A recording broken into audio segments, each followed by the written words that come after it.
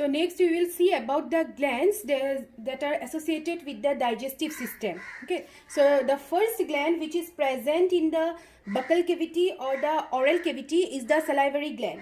Okay, so salivary gland are the exocrine gland. That means it releases its secretion. It releases its secretion through the duct. Okay, so it secretes saliva. It secretes saliva, and there are mainly three pairs of salivary gland. Okay, there are three pairs of salivary gland. First one is parotid or cheek gland, which is also known as Tenson's duct, and this is the largest of all three types. And this is located actually below the ear pinna, or you can say it is present on the either side between the upper and the lower jaw. That means the groove between the mandible. Okay, so which in simple terms, just you can say below the ear pinna or below the ear. So it means swelling of the parotid gland cause mumps. Okay, mumps is caused when it is a viral disease. Mumps is a viral disease. It is caused due to the swelling of the parotid gland. So it is the largest of all the gland. And second type is submandibular or submaxillary gland. So these glands are situated in medial to mandible. That means in the angles of the lower jaw. Okay, it is located in the medial middle of the mandible.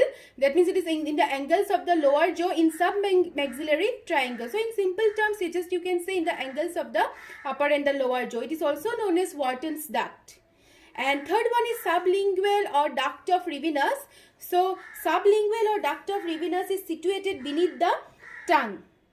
Okay, so this opens into the floor of the mouth. So sublingual gland opens into the floor of the mouth. So these are the three types of salivary glands that secretes saliva. Now saliva, the pH of the saliva is 6.5 to 6.8, which means it is slightly acidic in nature. Okay, and 99.5% of saliva is water and rest some substances. Okay, it consists of some substances and mainly the electrolytes like sodium, potassium, bicarbonate ions. Other than that, two important enzymes which we call it as amylase and lysozyme. So salivary amylase, as you know, it is also known as ptyalin, and it is involved in digestion of starch, which converts starch into maltose. Okay, so which converts starch into maltose, salivary amylase or ptyalin. And the lysozyme, so lysozyme acts as an antibacterial agent. Actually, if any microbes or disease causing agents are present in the food or the bolus, the enzymes kills it. Okay, by its pathogenic, by its phagocytosis nature, it kills it. Not its phagocytosis, means so gastric gland is present in the stomach, in the inner lining. That means it is present in the mucosa of the stomach. So gastric gland mainly consists of three types of cells. One is chief cell, second is parietal cell, and third is mucosa cell. So first one is chief or peptic cells. Okay, so these cells secretes the enzyme pepsinogen, which is an inactive enzyme, or you can call it as proenzyme, and pepsinogen is involved in the digestion of proteins. Okay, pepsinogen is involved in the digestion of proteins, and in case of infants or children, prorenin is secreted. Other than pepsinogen, prorenin is secreted, that is involved in digestion of milk protein. So second is parietal or the oxyntic cell. So parietal or the oxyntic cell secretes hydrochloric acid and Kessel intrinsic factor. Now the hydrochloric acid's function is to activate the enzyme pepsinogen. That means whenever the protein substances gets inside the stomach, we consume proteinaceous substances, the pepsinogen needs to be converted to active form so that it can digest the protein. So this activation is carried out with the help of hydrochloric acid. That means the pepsinogen in presence of hydrochloric acid gets converted into pepsin. Okay, so this is and Kessel intrinsic factor is another type of factor which is secreted by the parietal or the oxyntic cells, and it is required to activate the a type of vitamin which is a vitamin B12. And third one is mucosa cells. So mucosa cells we also call it as goblet cells. Okay, mucosa cells or the goblet cells, they secretes mucus, and this mucus prevents walls of the stomach from the harmful effects of hydrochloric acid. Okay, from the harmful effects of hydrochloric acid, it gets protected due to the mucus secreted by the mucosa cells. So this is all about the your next gland is liver. Okay, so next gland involved in digestion, process of digestion, is the liver, and liver secretes bile. Okay, liver secretes bile, but bile does not consist of any enzyme, so we call it as bile juice. Okay, and it is involved in digestion of fats or the lipids, which we call it as emulsification of fats. Now liver is the largest gland of all. Okay, so it is the largest gland of all the gland, and it is also the exocrine gland. Okay, that means it has duct, and it weighs around 1.5 kg. Okay, in human it weighs around 1.5 kg. Now it is located in the upper right side of the abdominal cavity, on the upper right side, just below the diaphragm. So the liver is divided into from externally, if you see, it is divided into two main lobes. One is right lobe and the other is left lobe. Now internal structure, if we observe, if we see the anatomy of the liver, the structural and the main functional unit, we call it as hepatic lobules. Okay, two hepatic lobules are present, which are the structurally and functional unit, and inside hepatic lobules, hepatic cells are present which secretes the bile. But the hepatic cells are present in the form of cords. Okay, it is present in the form of cords. Means inside the liver you will get lobules. Inside lobule, hepatic cells which are present in the form of cords. Now these lobules are covered a membrane, okay, which is a thin sheet of connective tissue. We call it as Gleason's capsule. So this is the structure, internal structure. Now the bile which will be secreted by the hepatic cells are carried through the duct, which is known as hepatic duct. So this is the hepatic duct which carries the bile and is stored in the gallbladder. So it directly does not release, it is stored in the gallbladder, and only during the requirement gallbladder secretes the bile juice. Okay, so again the duct from the gallbladder that arises known as cystic duct. So duct from the gallbladder is the cystic duct, and the cystic duct and hepatic duct together forms the common bile duct. Okay, yes, so this common bile duct is the combination or association of both cystic and the hepatic duct. Now one more duct from the pancreas will come, which secretes the which will carry the pancreatic enzyme, that is the pancreatic duct, and the pancreatic duct and bile duct together opens into the small intestine. Okay, small intestine, first part, which is duodenum. The duodenum, it opens through the opening, and the opening is known as sphincter of Oddi. Okay, and the duct is known as, that means bile duct and pancreatic duct together we call it as hepatopancreatic duct, and the opening is sphincter of Oddi. Remember this. Next is the function of liver. So first, the primary function, as you know, is the production of bile. Okay, production of bile juice. That means liver secretes bile in the and it helps in the process of digestion by breaking down the fats. That means which is known as emulsification of fats, and this is carried out by making the medium alkaline. Okay, so that means the first and foremost function of the bile is for emulsification of fats, and these around 500 to 800 ml of bile is secreted per day. Okay, so around 500 to 800 ml of bile is secreted by liver per day. Next is glycogenesis. See, genesis means process of formation. Now the extra glucose which we consume, okay, the food which we consume, that gets converted into carbohydrate, gets converted into glucose. Now this monomer, the extra or the excess monomer, gets stored into liver in the form of glycogen, and this process is known as glycogenesis. And third one is glycogenolysis. That means during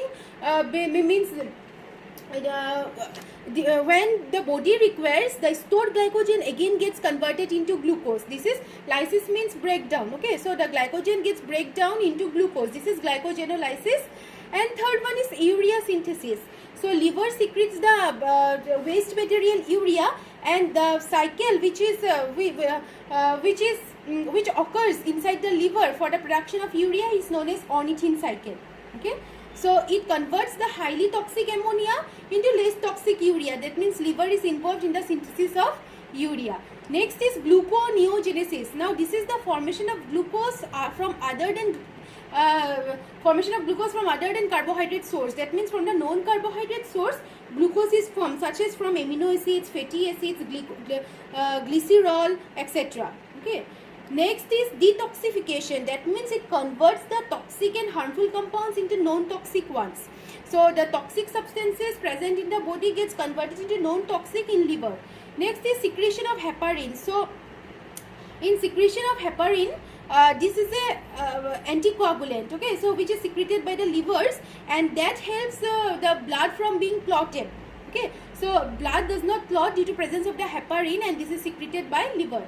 Next is plasma protein synthesis. So liver secretes the protein known as prothrombin and fibrinogen, which are involved in blood clotting. So the blood clotting proteins are mainly synthesized by liver.